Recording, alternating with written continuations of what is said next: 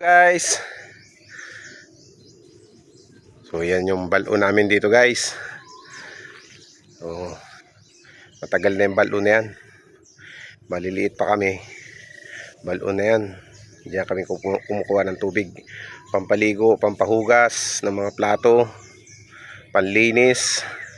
So ngayon, dahil mababaw siya, medyo marumi na rin, so palilimasan natin. So ganyan lang naman ang mga balon. Pag mababaw sa marumi, kailangang limasan. So bakit na yung pumasok na yung tagapag ko, hukay. Ako lang maghihila nung yung pinaglimasan. Guys, let's go para malinis na mamaya. Mama ka sa akin.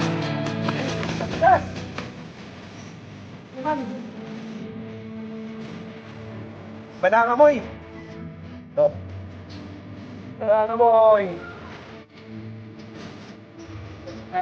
Paano yung kailangan mapagput yung matanggal yung mga buwa-buwa.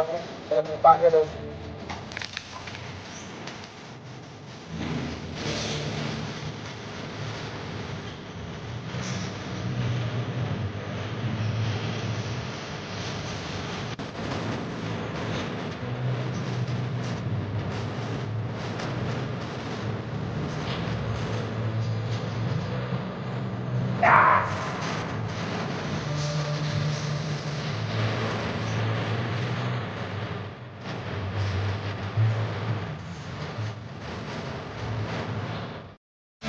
Mama ka sa akin.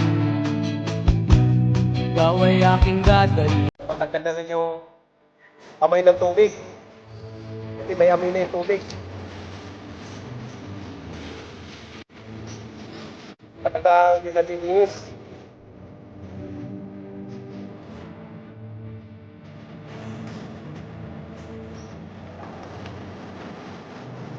Yeah.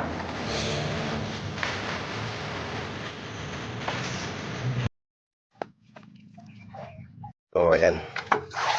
So kinukot-kot niyo yung mga buha-buhangin, mga lupa-lupa doon sa ilalim kasi nandun na yung mga dumi, yung mga latak, may itim na yung lupa. Ayan yung mga nakuhang kamay-amay na rin.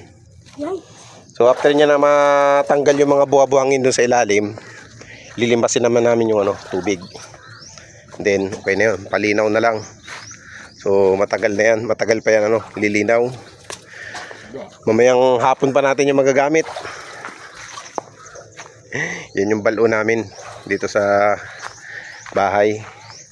Yan yung bahay namin. So yung kapatid ko na nakatira dyan. Yan, sira-sira. Di pa mapaayos pero plano naman namin yan, paayos. Yan guys, halos na-side na namin yung mga maruruming mga may itim na mga buha-buhangin dyan sa ilalim ng balon. Tapos nalimas na rin namin. So nililimas na lang namin yan. Bawasan yung tubig. So ang bilis umas ng tubig So nagpahinga lang kami nung partner ko. Nagutom yung partner ko. Ayun nagkape muna at nagtinapay. Pagod ba naman, labo-labo. At uli. Limas kami ngayon, limas na lang.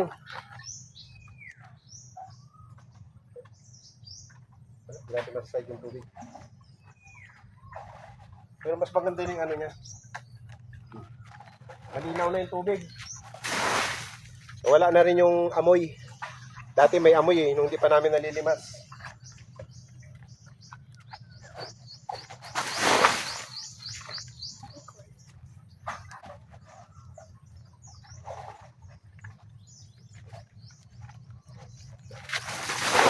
Tingnan mo rito. Mas buwasan lang natin ng tubig.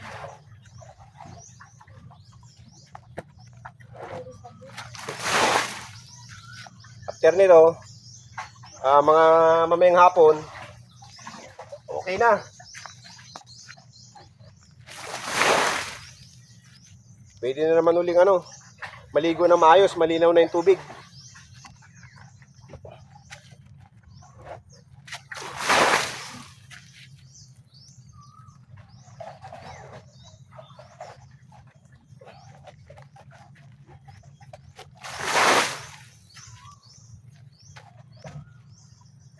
So yun. Talagang ano, malakas yung bukal niya. Hindi namin masaid yung tubig. Pero okay na yan, at least natanggal na yung maamoy na ano, tubig. Saka yung maruming ano, mga buha-buhangin, mga lupa-lupa doon sa ilalim ng balon. So yun. So, mamaya mga ano, pwede nang gamitin yan. Pwede na makapag ligo ng maayos, malinis sa tubig, mga panghugas. Okay, salamat sa inyong panonood.